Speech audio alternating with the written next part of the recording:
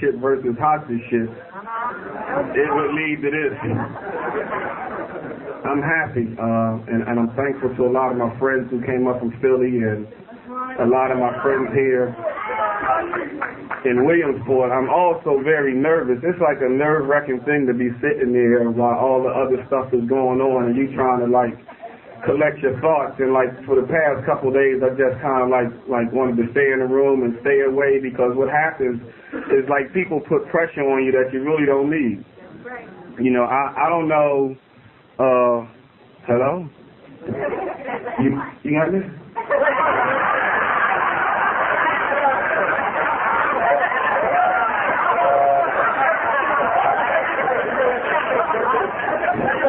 We're going to have some fun.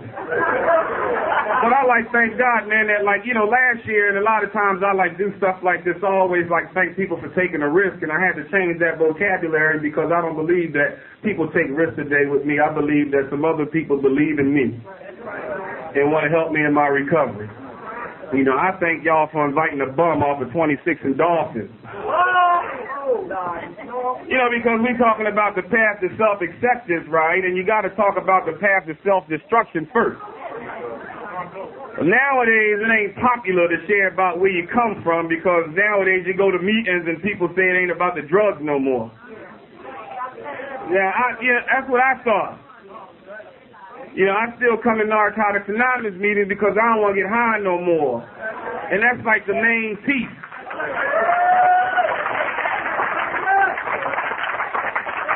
I know a lot of people with 12 steps, 12 traditions, a conscious contact with God, use it.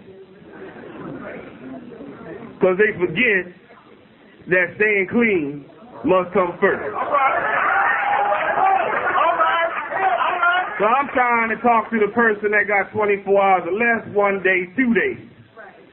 You know, I ain't up here to share nothing spectacular. You know, because I got with God. I said, God, look, I don't know what they want to hear. I don't know what they expect. But I'm talking to those two people anyway, so if I don't meet up to the rest of your expectations, I wasn't talking to you anyhow.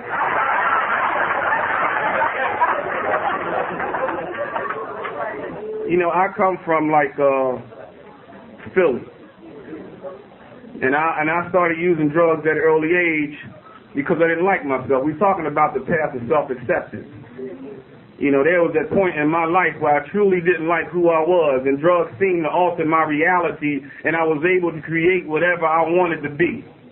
Even for a short period of time, because drugs don't last that long. But for the time that it lasted, I was able to be whatever I wanted to be, because I didn't like being me. I didn't like being dark-skinned.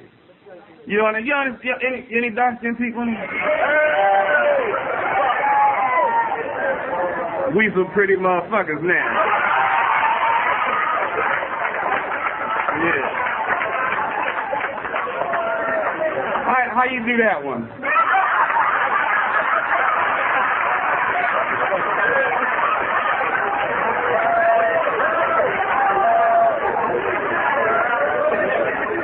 We can learn some of that shit. You know what I'm saying? Yeah.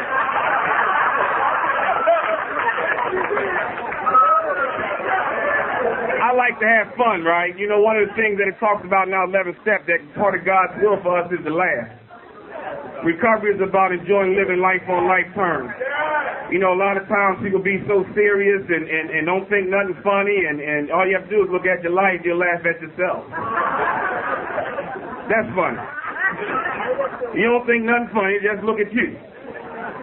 So, we have fun in recovery. I'm saying that to the newcomer who think that they need some type of chemical to put in their body to enjoy life. That you can come up in this camp right here, right? Just stick and stay. Don't use. Do what we do, and you'll have fun too. Right now, might not nothing be funny to you. Now, y'all remember wasn't nothing funny to us. But now, you know, we can laugh at a lot of things, and it's okay, because we ain't got to laugh at shit that ain't funny no more. How many times you can sit at the end of the table just laughing because you was broke? Ain't had no money. Ain't had no dope, ain't had nothing like to add to the cause. And you would just laugh all day just for a small piece. Or maybe a chaser. So we can have some fun today. So I was using drugs, man, early in my life. I was early in my recovery. Shit, I was fucked up.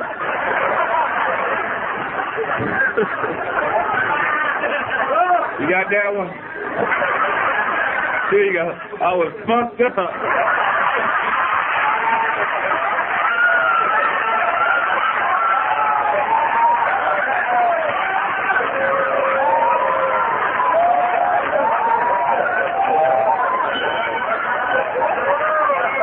Look, I ain't slept all day.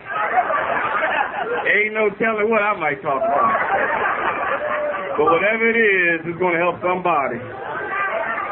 So I used for a little while, man, because I didn't like who I was. I didn't like the person I just grew with a lot of low self-esteem. I mean, like if you grew up where I grew up at, which was in North Philly at the time that they was gang war, and I was the type of person that didn't have no heart, of my own nature. Because drugs had like taken over and made me become somebody that I really always wanted to be. Now, I ain't one of them guys that be lying saying I ain't like getting high, because I did. Getting high ain't like me. You understand what I'm saying? I used to like getting on, because that's what we called it, getting on. Every day, that's all my boy Al at. That's all me and Al did up in Logan. We got on. Every day. Sam back there somewhere, too. That's all we did was get on, man, and that was like life on life terms to me. Because where I come from, right, wasn't a whole lot of people like working. Wasn't a whole lot of people like taking care of their families. There wasn't a whole lot of nothing like where I come from. It was just like everybody was getting on and all you seen was insanity, chaos, and confusion, and that's what I thought life was all about. So when I got to a certain age, I wanted like to participate in that type of process. We talking about the path to self-destruction first. See, I know where I'm going. But some people you gotta, bring them up to date with what you're talking about, because they don't follow you all the time. I use a lot of stuff, man. I use a lot of stuff. Now, look, I don't know how much stuff y'all use, but I use a lot of stuff. And like what happened was like, in the beginning it was fun for me. I had a lot of fun when I was getting on in the beginning. But towards the end, because that's why literature say when at the end of the road. See, I truly believe when you reach the end of the road, you don't go back. I don't know how you can get to the end of the road and want to go back. Then if you went back, that's all right. Maybe you wasn't at the end. Because there's the middle of the road, too. But at the end of the road, like when your back is waxed out, you don't want to go back to that stuff. Wherever we going in the front of us, like whatever is in front of us, whatever our fears are, whatever our doubts are, it's a whole lot better than what was behind us. We talking about being on the path now. So I got high, but like, I used to get high like, crack, right? Yeah, I thank God for crack. If it wasn't for crack, I wouldn't be here. If it wasn't for crack, most of us might not have been here. Just think of the word crack, just the name crack, just like, who would just name some shit that? Crack. That's what happened to all of us. We cracked. Broke. That's why in the basic text it's all about fractured personality. What is a fracture? A crack.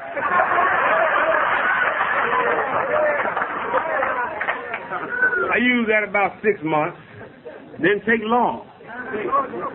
I hear a lot of people say I did this for like 20 years and shot this for 15 and drank. No, you can't smoke crack that long.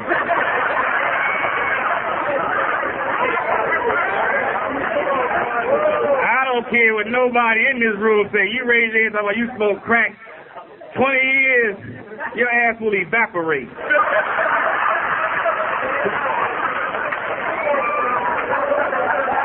So, yeah, folks.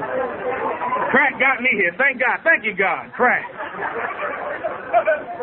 I got here. I was in a treatment facility, and one of the first brothers that I heard share was Brother Khalil. That was almost 9 years ago. And I was sitting in the chumpy, and I was like sitting in the back, and I was like most people are, guys are, we come in with the macho image coming straight out of prison. I didn't believe nothing he was talking about. He looked too cool. He was dressed real nice, and ain't no way in hell he could have used drugs. And I sat back there, and I took his inventory, and the other guy that was sitting beside him, Reggie, was tearing the meat, and I took his inventory too. And I kept taking the inventories, and I kept going to those meetings every week, because it was something that kind of like interests me to keep coming back. Like for the first time in my life, I was like hearing some people talk about like not getting high. And even though I didn't believe them, I just wanted to come and check out the theory. You know, maybe there might be like a slight possibility. I mean, maybe they ain't, because they kept coming up too much. And at first I thought they were getting paid for showing up, but they were showing up all the time. And they was taking some time out to like rap the little guys like me on the side and like say, look, brother, like if you want, we have the offer, just come on out here and like make some meetings, man. It's going to be all right. Then I used to like sitting out like, man, ain't no way I cannot like not get high off of something. You know, because I thought everybody got high in the whole wide world. I mean, everybody, the fucking president, the vice president, the reverend, everybody got high. That's what I thought, man. I don't know about none of y'all. But I thought like everybody got high, man. But these guys was coming up there like every week saying like, you ain't got to get high, man. So I would listen to them stories, and like even though I couldn't like relate to a lot of the stuff that they was talking about, because most of them shot dope and I ain't never shoot dope. Most of them was older than me, and I think I was 23 when I was in the facility. You understand me? I got clean like when I left there, I was 24 years old. So it's like you young and you like 19, 18, 20, 21, 22, 23, 24, 25, 26, 27, 28,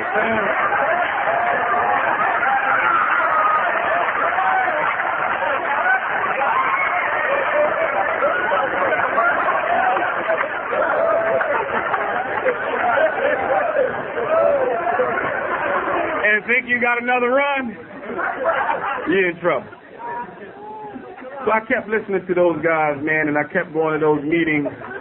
And one of the things that, like, I used to hear a lot of those guys say was, like, you know, you should relocate up there where this certain facility was at, which was in Norristown. And I went back home to Philly, right? I ain't got high since I've been back home to Philly. I believe, this is what I truly believe in my heart. If you don't want to get high, it don't matter where you at.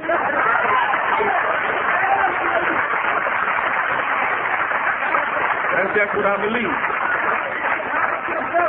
It's the same thing. If you want to get high, it don't matter where you at.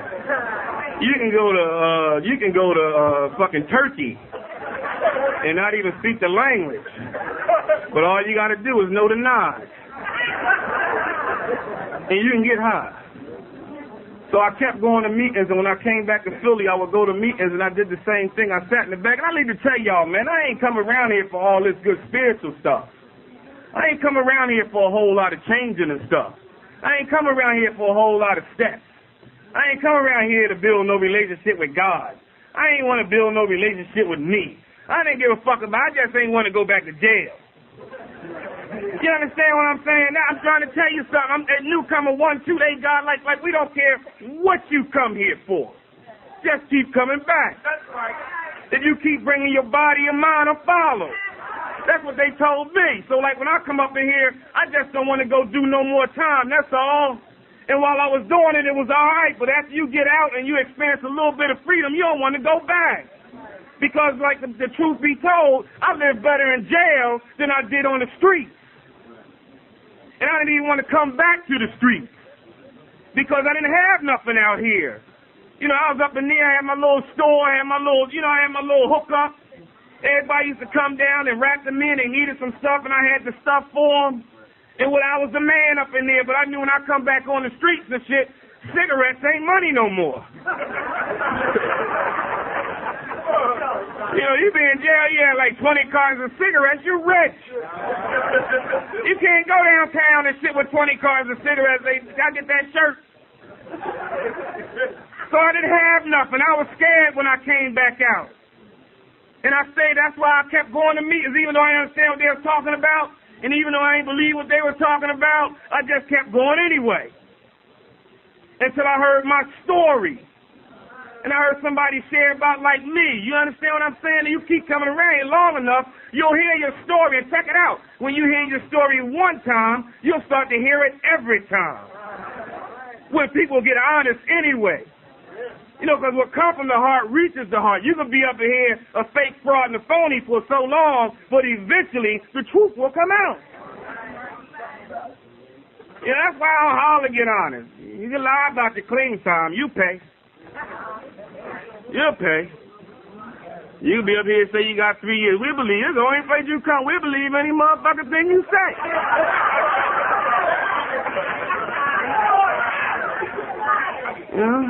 Fix the mic. You just want me to sing to you, don't you? Is it all right now? Is this better? Can y'all hear?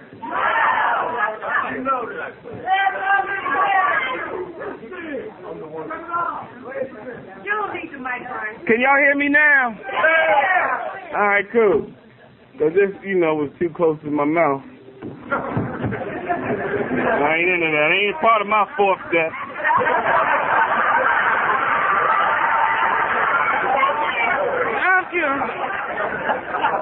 So can y'all hear me like way back there? Could y'all tell me where I was at before I was doing this? The story. It's on the meetings. Hearing my story. Hearing it every time. Identifying with similarities rather than differences. I started moving from the back of the meeting to the middle of the meeting. I started moving from the middle of the meeting to the front of the meeting. And my home group back in the day used to be at 16th and Girard, so we used to sit on the floor. We used to sit under the table, around the table, behind the speaker, on his head, on his lap. You understand what I'm saying? Because, that started to become a little bit more important to me. You know what I mean? And, even though, I'm still trying to tell you, Jack, I was still on it, not going back to jail mode, right? So I was coming around here and I was doing a whole lot of stuff. Because I was doing a whole lot of stuff. I was doing a whole lot of women. I was doing a whole lot of, doing everything outside of me to make me be who I thought I wanted to be. Because I was scared to look at who I really was. And I thought things outside of me validated me as being a man. So I went through the phase of the women. I went through the phase of the cold clothes. I went through the phase of the hair. Anybody who know me know that I used to have so many fucking hairstyles at one time that, when I just cut it all off, I was just all right.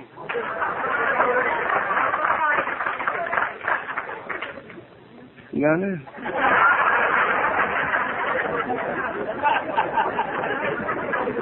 Ain't that some fun stuff? They be like, that shit really be real. She be really she really be doing that stuff. All right. I had to start doing some stuff, man. I was around here for 5 years and I always share with people, man, I stayed clean those first 5 years just on God's grace.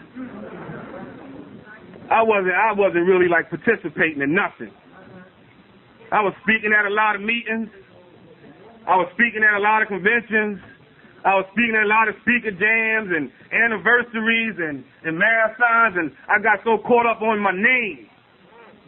Just people calling and asking you to go places, and you really ain't doing no work. You understand? Because anybody can talk this. This ain't hard to do. This is real easy. Come in here and everything is a fucking cliche. How you doing today? Just for the day, I'm fine through the grace of God. I keep coming back, thick as days. All that, how you doing, man? I ask you all that stuff. So, I took some steps. I thought anyway. You take some steps. You can take the generic brand, the no frills brand. I'm talking when you start doing some real step stuff. When stuff in your gut just don't feel right. When it feel like you're just rotten from the inside out, even with time clean. Even with some nice jewelry, with some nice clothes. Even with a nice little hoopty, a nice little job, a little bit of money in your pocket. You still feel like shit. Even with going places and people saying they get a lot out of what you share and you so special and you so inspirational and don't know on a lot of nights I would go home feeling like dirt. listening to the same tapes that everybody else was listening to, and I was the only one not getting nothing from them. Because I know half the stuff I was talking I wasn't living. Oh, y'all say, get honest. Y'all say the path of self-acceptance. I ain't as scared as I used to be. I used to be scared to tell the truth. Because I was worried about being judged. Addict. What the fuck? Addict.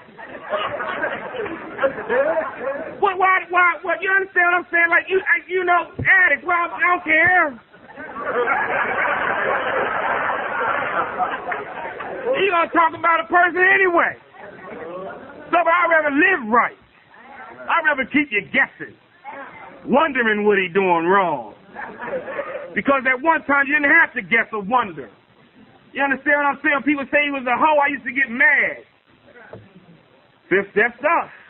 You is a hoe, man. People say he wasn't no good. He got a good message, but he ain't living nothing. He got a good message, but he's a... Oh, thank you, bro.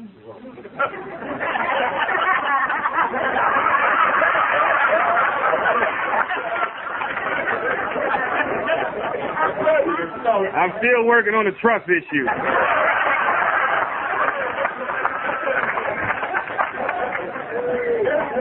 It just feels so good to be free. I don't know how y'all... Look, you got to get to a point where you feel good about being free. I think one of y'all chumpies was free to be who you are or something like that. We're talking about self-acceptance, man. I started buckling down and I started going back over those steps again. And I started looking at the first step and I started looking at the second step. I took a deeper commitment in 3. 3 was a mean step, Jack. You know, sometimes my first third step was like a generic introduction to God. I had to be a little bit more specific the second time around. I had to understand if I made a decision to turn my will and life over to him, give it to him. You got it. Whatever you do with me, that's why anybody who knows me most days, I ain't saying all days, but most days, I don't complain that much. I don't complain that, but he got that. He got that, but being human, it talks about we're wander off course, and sometimes even when you got faith, you still be scared. You know, people say, oh, that was them spiritual people. Man, even with faith, you still be scared, but you know what you do? You get back down there, you buckle up, and you try to, get more faith.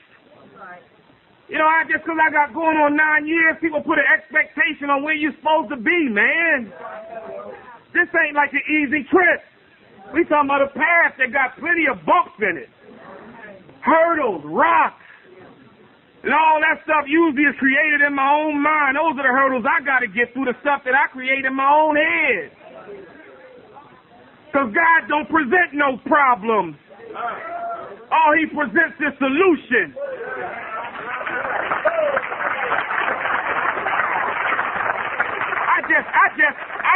Because look, I believe we're all born to be on a certain path. Triangle of self-obsession talks about it.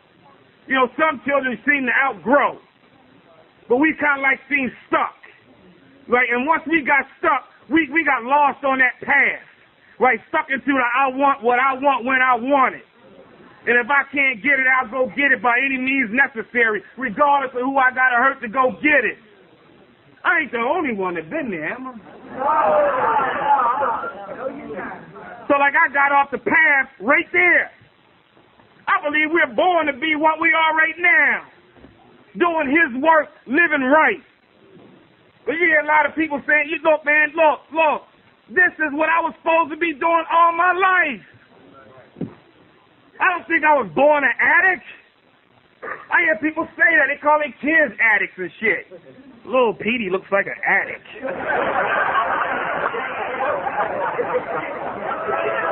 He's just a kid, man.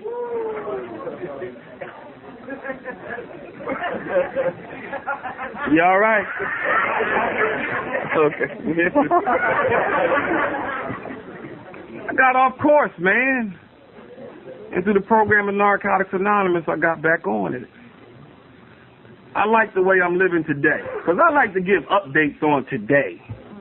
You know, I could give you a long drug log and stuff like that, but it's like about how I'm living real good today. I'm living like the best. I'm doing some things in my life that I thought I could never do.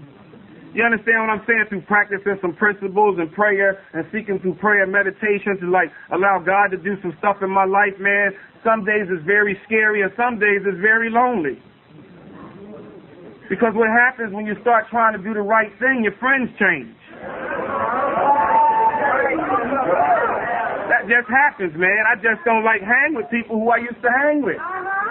I really don't want to be associated with people who ain't really trying to do the same thing I'm trying to do, but I will talk to you. But it will be brief. You know, I'm really just trying to like live right, man, and through some principles and doing some things in my life. And like, you know, I ain't come out with a wheel sport. A lot of people who know, it's like evidence. My friends know. They know how I'm living, man, and it's like, you know, it's a scary thing to like be doing the right thing after being so messed up most of your life and even most of your recovery. You know, I'm just used to messing up. I'm just used to things not going right. I'm not used to like things being good in my life. That's why the 10th step talks about we should like nurture those good times. We're not used to those things, and like when stuff go good for me, I think it's a setup for something bad. And then when you make enough meetings and you hear people say like, you know, your time gonna come and you on the pink cloud now and you kind of like get scared and you get nervous and you like mess it up because you think it's gonna be messed up anyway. But not this time. See, not this time. I'm allowing like God to do some things. I'm not letting my disease like creep in there and bother me like as much as it used to. We talking about up-to-date stuff, man. We talking about the path to self-acceptance. I feel good about who I am today. Real good. And like I could come to meetings today like with my head up. You know, I don't have to come to meetings today and look around the room and say, "Dag, I was with her. I slept with her." You know, all that. Any of you guys can relate to that stuff? Men lie like a motherfucker.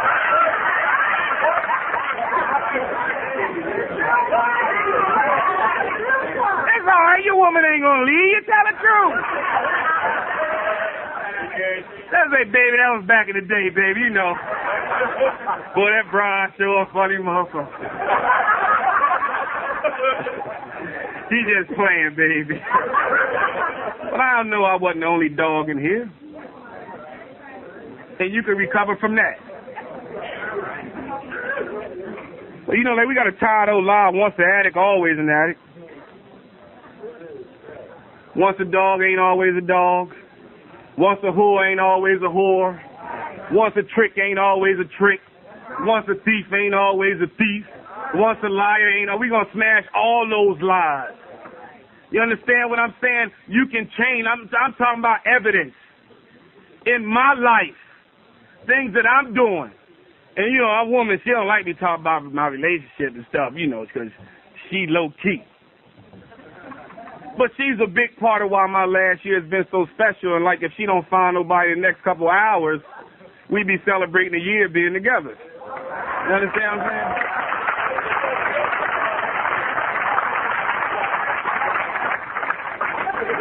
So we ain't going to dance and shit. Got to get my groove on.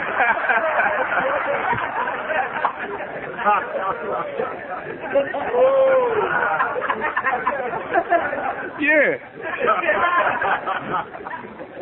And it's like just like doing something different, like stepping out there on fear, because for a lot of years I didn't think like I could be with like one person. That thought was scary. One person. All the time. Same person. You understand what I'm saying? I know some guys out there, and some women can relate too. We talking about when you start to accept yourself, man, you're able to do some things that you thought you couldn't do. And even though it's scary, because I told her this morning, I said, I think I'm a woman trapped in a man's body. I share stuff like that. Because I'm like that real sentimental, sensitive person And she be like, Bob teaser, for real. Ask her. And like y'all see the mask. You know, because a lot of days I'm afraid to let people like get too close to me because I think you might hurt me. So you see the mask and you see the stuff that like I want you to see. And sometimes when I look like I don't want you to come near, it's because I want you to come back, but at the same time I want you to come too. And I'm like confused about like who to allow to get close to me because it's like most of my life I've been hurt, not just by women, men, family members. So like, you know, I'm still working on those issues, man. We talking about like the 4th step, talking about the longer you stay clean, issues start to surface. Right? That's what it say, right? Issues start to surface, so I'm starting to see through like going over things with a sponsor and talking to my sponsor, you know, periodically that I still got issues that are surfacing and I need to still like bring those walls down. But like, you know, with her, it's like I'm like that real sensitive person. And like sometimes she say I'm too sensitive because like, I don't know, it's like, you know, when you with somebody, it seems like what they say to you bother you more than like anything else. And she don't like say nothing negative or nothing to me like that and stuff. It's like, you know, I just take everything so serious. You know, because I be so scared and shit, like, you know, like I just want to try to be so perfect, you know what I mean, that I just don't want to like, you know, for real, what, I'm crazy, baby, I'll change.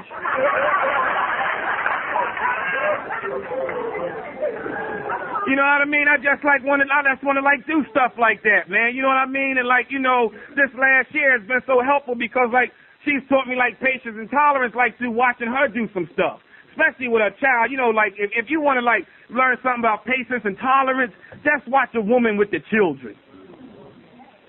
And I sit back and I say like, damn, I would have probably killed her by now. You know what I mean? But she just like, and that teaches me to be a little bit more patient and tolerant in my life. You know what I mean? Because sometimes I just don't have it sometimes. Even with like new people and I be in meetings and sponsees and like people who just want to come and talk to me and people who call me up on it. We talking about self-acceptance. We talking about getting real with who you are. So that's what I'm talking about, me, man. And sometimes like I don't have it, right? I'm that good. I'm the good speaker and share at the meeting and raise my hand and drop the bomb, all of those crazy stuff, man. But like sometimes I just don't want to like spend like that extra few minutes like talking to somebody who really needs to just somebody to listen to them. I'm just talking about being up here, being real. And like those are the things that I'm learning this year. Like, you know, sometimes I don't like answering the phone. Because now modern technology done hooked up caller ID, and now you like screen who like you want to, you know, so-and-so. Oh, man, I'm not going to answer this. Because I know you're going to take me around the world, and like I got to like understand that some people just don't know how to get to the point. That's the truth. And I got to remember when I was there. When I talked about everything but what was supposed to be talked about.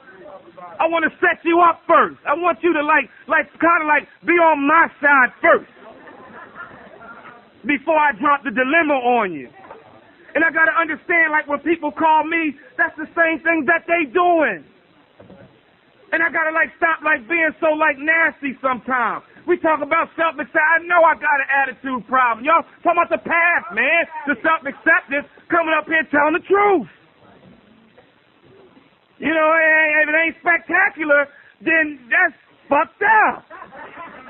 But we talking about being real. And I'm learning those things through being with somebody who has it in their life. And just watching somebody and getting with some good friends. If you got some good friends, keep them. You know, I like Shahida and them and Winnie and my buddy Anthony and those guys, man, it was y'all make me feel good ever since I've been here. I was sitting over there, I told my girl, I said, you know, we like President Clinton and Hillary.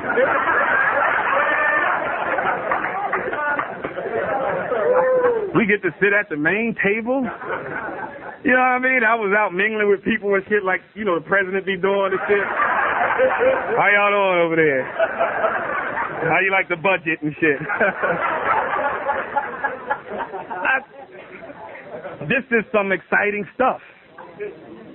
If you knew, this is something I'm trying to tell you. When I was that bum, walking through the door, standing up here was not on my mind. You understand what I'm saying? I mean, I went to the first convention I went to, 89, at the Adams Mark Hotel, the Greater Philadelphia Regional Convention. And I remember standing out there, man, and I was seeing them people speak, and I was like back there, had my little nappy hair, my best outfit on, my best, a pair of white sweatpants and a T-shirt. That was the best outfit I had. And y'all told me to come. Because I ain't had no suit and stuff. I didn't have no dress shirt. I didn't have no shoes and no pants and all that old type of stuff. And they say, you ain't got a hair. I say, I ain't got no money. Don't worry about it. They say, come on up to the convention, man. Make some meetings. And I mean, I walked in there, and like I said, oh, my God. And I'm telling you, that's what turned me on. So if you knew and this your first convention, Jack, boy, this is a turn on. Man, I say, boy, and you know, like as you keep going to conventions, and you say like, man, one day, boy, I want to be up there. I want to thank Williamsport for giving me that shot. Because I always thought something had to be wrong with you. You know what I mean? Because, you know, you had to be sick or have one leg or some shit or half an arm to, like, do a banquet or something or, like, open a meeting or a spiritual breakfast. You know, you couldn't. I thought you had to have something other. I thought you had to have something else wrong with you but the disease of addiction. You understand what I'm saying? I just come straight up in this camp right off the streets, man. You understand? And I'm like a regular old guy. I'm cool. And y'all gave me a shot. I mean, y'all say, like, look, they called me, like, in June. This November. They called me in June. And say, we would like you, this is so-and-so Spawn. He said, I'm an addict named Spawn. From the Williamsport area of Narcotics Anonymous. And we were considering you for, like, being the banquet speaker at our convention. I have to ask you some questions.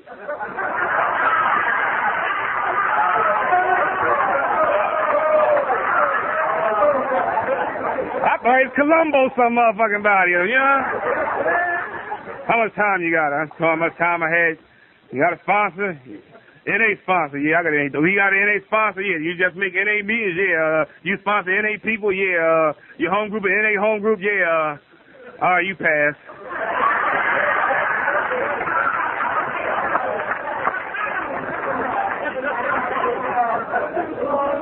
I say thanks.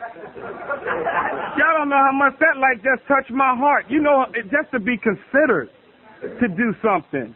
And it was deep because 2 weeks later they asked me to do the banquet at the New Jersey convention, which just happens to be tonight. And y'all called first. And I thank God. Look, I'm trying to tell you something.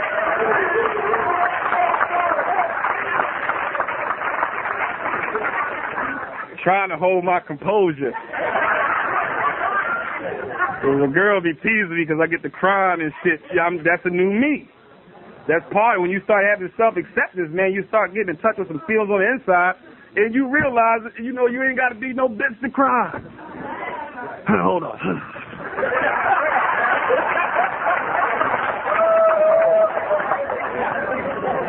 Well, I came up here, man, I don't know how many years ago, and my buddy Al brought me up here to do anniversary at the Step and Tradition meeting.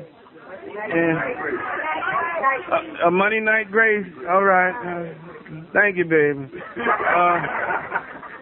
And I came up here and, like, you know, y'all treated me good, and I had, like, never been to Williamsport and never seen the mountains and never had the hospitality, man, and the people just treated me so good. They, like, offered you food because Al and them ain't had no food in the house. They had some water and some starch and shit in the refrigerator. Damn, I'm gonna eat, man. I had to buy my own, you know, but anyway, you're my boy. You're all right, you're all right. They treated me good, and, like, you know, and then y'all asked me to come up to do a learning day, I think, and then y'all had, like, a unity thing, and then y'all asked me to do the first convention y'all did, and then y'all asked me to come up here again last year, and then y'all asked me to come up here again, and I said this meant more to me than Jersey, because I'm telling you something, man, I used to get so much caught up in that ego and all that image time stuff, and I used to say, like, damn, like, you know, all my boys gonna be up Jersey and shit like that, and all my friends gonna be up there, and like, nobody's gonna be here for me and shit, and when I got here, man, I ain't got none but love. You know what I'm saying? And look, and the real truth, the real truth is y'all who got me to where I'm at. Not all the people who I heard on tape. Not all the other people who I spoke at conventions with and all that stuff. It was y'all. Sitting in those little dusty rooms down 22nd and Huntington, 16th and Girard, 8th and Luzerne, Starlight Group, Pulaski and Man, all those 8th and Girard, all the meetings where it'd be so much smoke in there and shit you couldn't even see who was speaking. And I had to come back down to earth with that stuff. Because a lot of times you can get caught up on thinking oh, them guys, I didn't even really know them guys for real, unless I go somewhere and see them. It's y'all guys who made me who I am, the people who I see every day. Like in Philly, the people with 30 days, 60 days, 90 days, that keep coming up to me and saying, Bryan, keep doing what you're doing. I love you. I get so much from you. When I go through my stuff, they call and check up on me. When I was in the hospital last year for a couple weeks, man, they was calling me. And people was coming up there. My room was stayed full up. And I just was so overwhelmed with the love because you can be around here a while and still think people don't love you. That's how fucked up and tricky our disease is up here. And it'll lead us to believe what we doing ain't worth doing. And it'll tell us look, man, you might as well go back, man. This recovery stuff ain't paying off. It works town-wide. Check it out. It tells us that. And my head tells me stuff, man. When I was in the hospital, they was coming up there. They was bringing food. People was leaving me money for TVs. I was getting over like a mother. People was you need any money? Yeah. I left the hospital I was working while I was in there. I had $200. I'm still an addict. But they was coming up and people was calling me, man. And I know they got down Baltimore and they made a conference call and they was all down there and they called my hospital room and I talked to 20 people. They called me from up New York. People from Philly called the most. And check it out. It was the ones who I didn't think that liked me showed up. And the ones who was my boss didn't see him. What I'm trying to say, please don't pick and choose where your help gonna come from. You never, ever know who God is gonna use for you, man. And that's why it's real important that we not judge each other. It's hard. It's real hard. But I believe if God, we say it's a God-given program. We say that God is the ultimate authority. 12th step, we receive our recovery from the God of our understanding. And I have 11 steps inside of me that tells me that God's will and learning what God's will is for me. How can I dislike you and like God? How can I not love you and love God? That just don't make sense. You have to love what He creates also. We were all brought here for a reason. Sometimes we have to sit back and we have to we know why are we here, why you use drugs. No, you better realize why you're really here.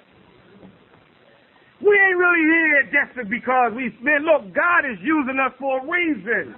He takes nothings, turn them into something, so He can go back out there and grab some other nothings and turn them into something. It ain't about just making meetings all day long. It's about getting out there doing something. It's about talking to that bum sometimes that you don't want to talk to. Talking to that stinking ass person that sit beside you on a bus sometimes. You understand what I'm saying? Talking to people that because I'm telling you, I used to catch the bus a lot, and I'd be on a bus, and I don't know what it is, but when you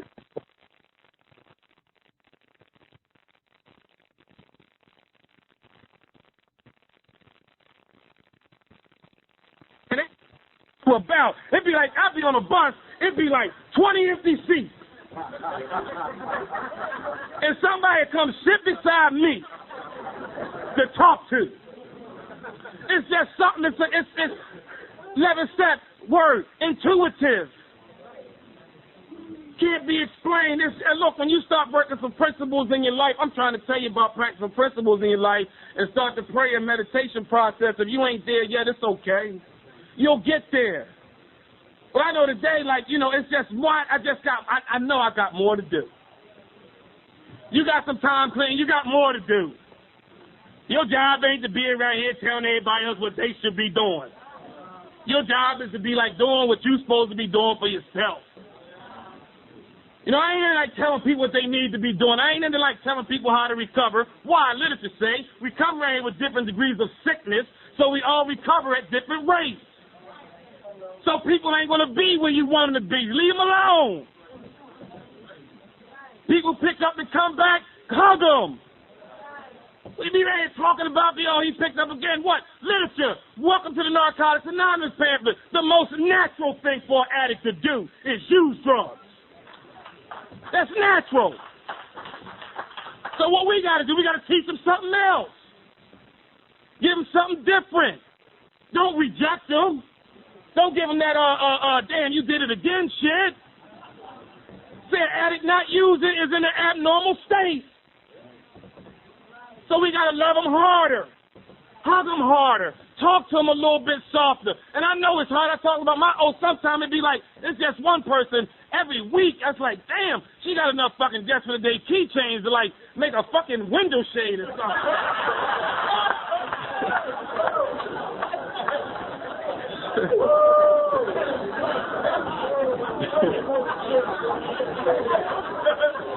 She got about 50 basic texts. I be thinking, I said, damn, she must have sold the book. Because, you know, her anniversary comes, I'll get another book. But keep coming, baby, keep coming. You know, because we love her anyway. I got a friend, he can't get a week, man. But he make more meetings than most people I know. We got to love them anyway. Talks about recovery and relapse. Talks about that. A relapse is that jarring experience. And it says, look, it says this. I ain't making it up. That relapse is part of some people's process. It's part of some people's process. I don't know why people get high. You know, we say I don't know why. Look, man, when you dealing with the feelings and you ain't got a foundation, getting high ain't that hard to do. I hear people say using ain't an option. Use a goddamn lie. Using is always an option. What is an option? A choice. What does the first step say? We have a choice. Going on 9 years clean, Jack. A lot of days it'd be like, boy, look, if I just smoke one of them blunts, why I can't just go to the bar? I don't want to deal. Why I can't watch basketball like other people do? Why I can't watch football like other people do? I got a disease. Say, look, boy, you up there now. You got some time. You at the big boy stuff, man. Look, man, you can probably just like smoke weed and drink 40s. You ain't got to fuck with the crack. Just don't mess with the crack. Am I the only one that thinks like that? So you say people use because they want to. How many days was it out there when you didn't want to get high and got high anyway? We talking about a bad disease, cunning, baffling, powerful, insidious, waiting to trap. Got more steps than you do. Got more traditions than you do. Got more sponsors than you do. Make more meetings than you, sometimes sitting right beside you. Disease, bad boy. Look those words up. Cunning, powerful, baffling. Look them up. Tricky words. So look, we got to love people up in this camp, man. You ain't got to like me, but love me. You ain't got to like me, but help me. You ain't got to accept me, but help me. You understand what I'm saying? She been rolling with me, ain't she? Give her a motherfucking hand,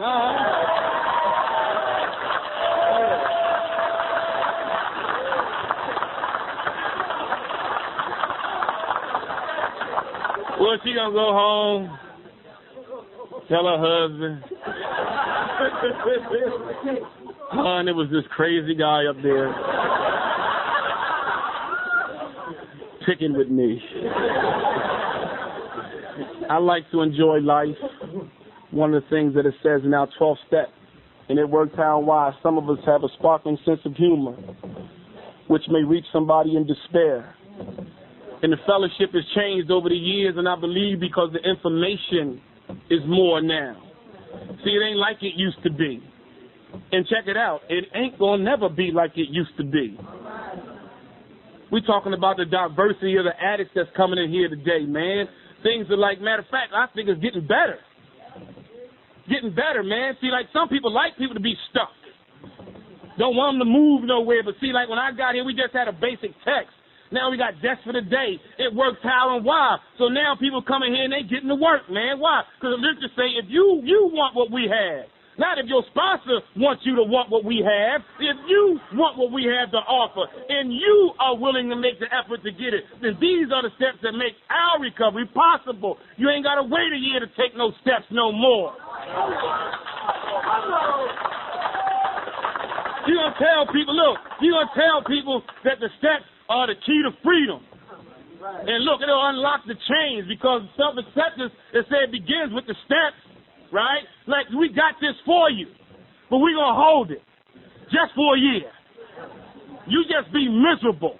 You just be clean and crazy. You just be out your mind. You just be sick.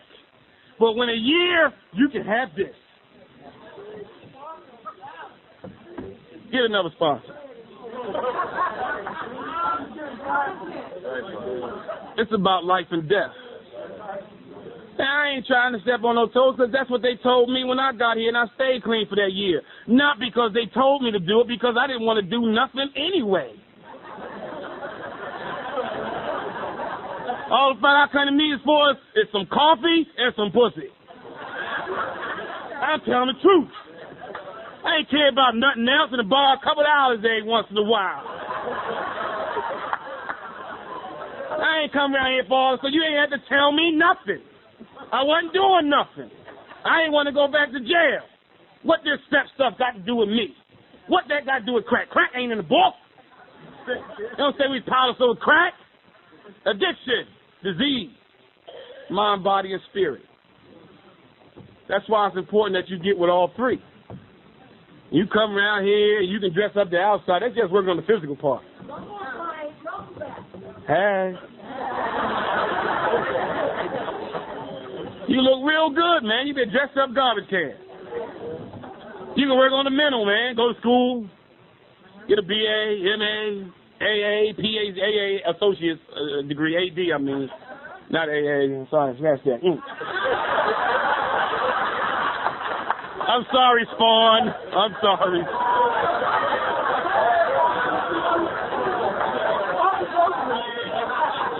But in the same token, we ought to be grateful to that fellowship. The basic text tells us that. That's where we come from. We don't deny that. But you can get all those things mentally. You can get all those degrees you want.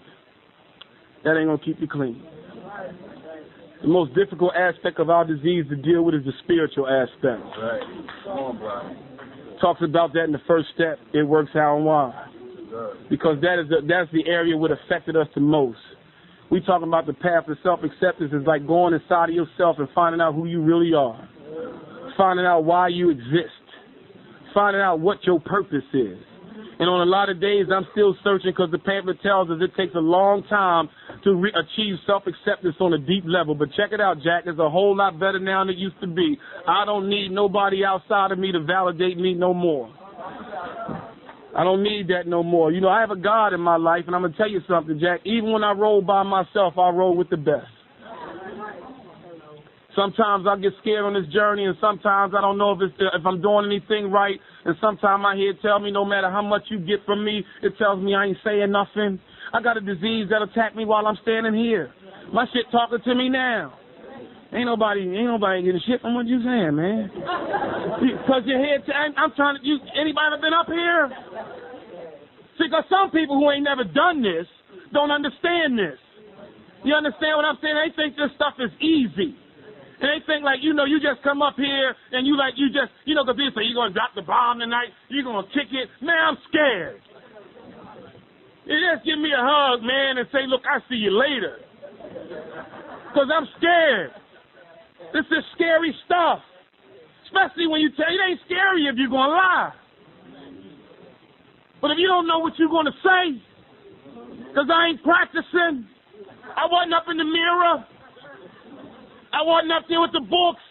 And I wasn't up there doing that. I was just nervous. come on, baby, let's go. You know, she got,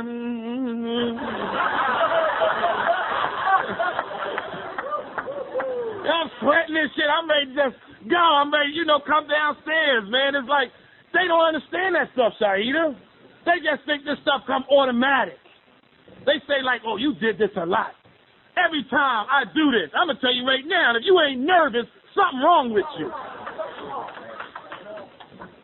Don't get hooked on it. Don't get hooked on this image, man. This stuff ain't all what it's cracked up to be. Right? You crack again. They picked that one up. But it's like when you start to like grow on the inside and some stuff on the inside start oozing and stuff, and you start doing some things right, and you start being a better person, and people call you for relationship tips. Bryan, they calling me. How do you do it? I don't know. I just pray a lot. I just try to maintain my focus a lot. I enjoy the time that I have. People know I see my lady on the weekend. That's it. She works a lot, and I work, and we don't see each other the Saturday and Sunday. And like between that time, and she got to juggle to do a lot of things just on 2 days. So some days I may see her one night, and I may not see her the rest of the weekend. So people say, well, how do you do it, man? I pray. I ask God to help me be the person that I am with her when I ain't with her. That's what I do. And when I feel like doing some crazy stuff, I tell her and I talk to her. And I call some other people and I talk to them. You know what I mean? I'm tired of risking being with an asset for a liability. Ain't that some crazy shit?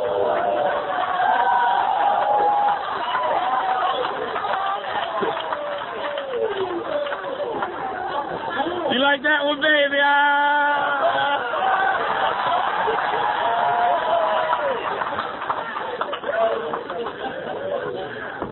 It's fun. I mean, people be like, Bryan, you're so happy. I am. I'm trying to tell you something. I'll be telling her, I'll be like, man, I'm just happy. I'm just, be happy. Just get something. You happy? I mean, a whole year. Woo. I'm going to get a keychain for that. They got any around this motherfucker, clean and relationship keychain. I'm just a person, man, who just enjoys life. I enjoy recovery. I go through a lot of changes. People say, why you don't never share drama in meetings? I say, because by the time I get to the meeting, I got a solution to the drama. If I'm in drama at 7 o'clock in the morning, ain't nowhere in hell I should be waiting at 7 o'clock at night to share about it. I need to come with the solution. I need to come with the juice. And if it's still a problem, I need to talk about how I tried to get the solution, but it ain't worked, and I'm coming here just to get a little bit more. But my life is good, man. And people know me, man. I'm like, God, look, it's good when you got witnesses. Because it's easy to go out of town and share a good story. I could go anywhere and share some good stuff. And everybody be like amazed at Bryan. But when you got witnesses who watched you, see, people know I ain't that secure. You got some people who think you be the same person in 96 that you was in 93 and ain't seen you in 3 years. Ain't made a meeting in 3 years. I was talking to this girl the other day at a meeting and she said some old crazy, I get offended now. I said, baby, that's the old Bryan. I don't know what you talking about. That ain't me. I ain't seen you in 3 years and you going to come up with some type of conclusion about me. You going to talk about me. And sometimes it's just hard not to knock somebody out.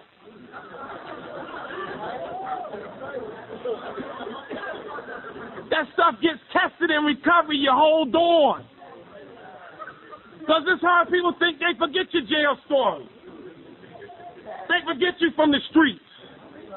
They forget at one time you ain't care about nobody, not even yourself. And they forget that you can go back to that type of thinking at any time. Go ahead, baby.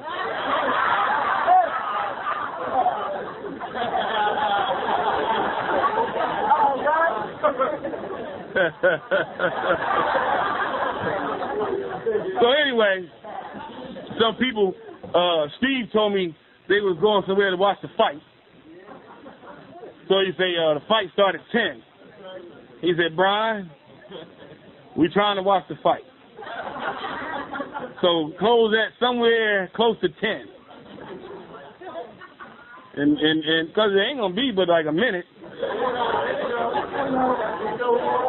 Soon Mike punch him in the chest, the fight over. But we can do stuff like that. Go watch. How many of y'all grateful for just small stuff?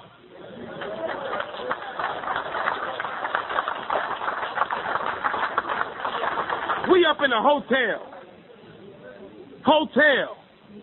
looking like Cash Money, looking good. People trust us not to take TVs and shit out the room. You understand what I'm saying? People serving you stuff, bringing food to you. Would that be enough? How are you, sir? I mean, stuff like that, little small stuff. Y'all, look, don't get locked in all this, Gucci shit. I'm talking about that somebody just being polite to you. Asking how you doing, soap, water, toothpaste, socks, drawers. Ooh, drawers. Ooh. I'm talking about small stuff. Because you can look all dressed up on the outside, have on some fucked up drawers. I mean, I had to feel good that I just change your drawers every day. I'm talking going back, Jack. No, do you remember? They say those who forget are doomed to repeat.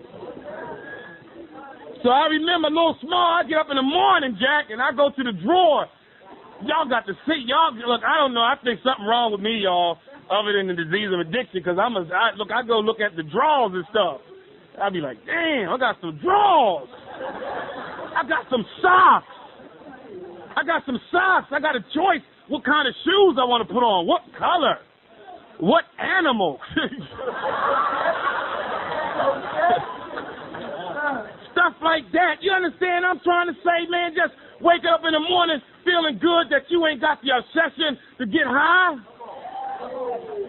That when you walk out your house, you got a sense of purpose. That you're going somewhere.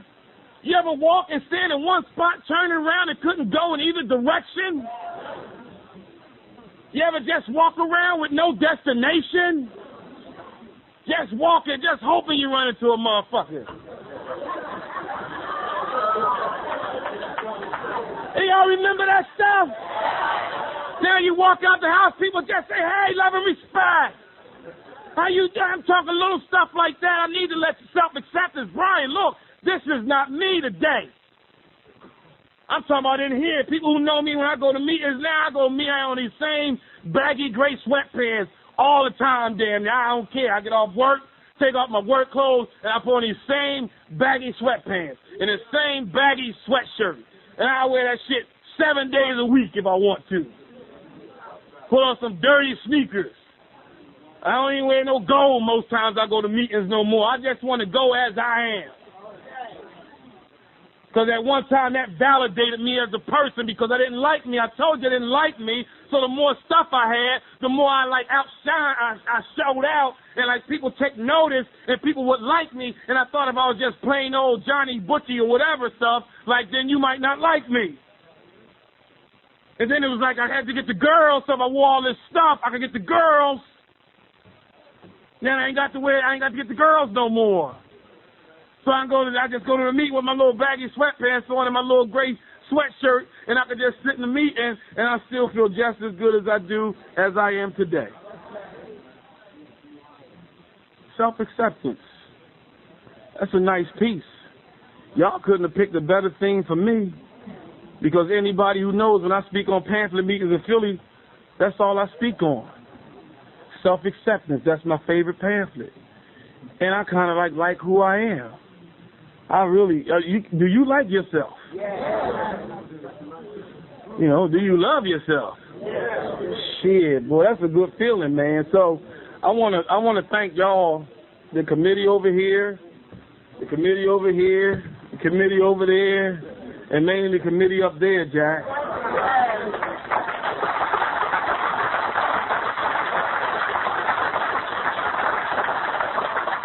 looking out there, man, and seeing brothers like Mike, man, with like 20 years, man, and like knowing like that, like he's a part of my life, and like when I see him, and he makes me feel like somebody.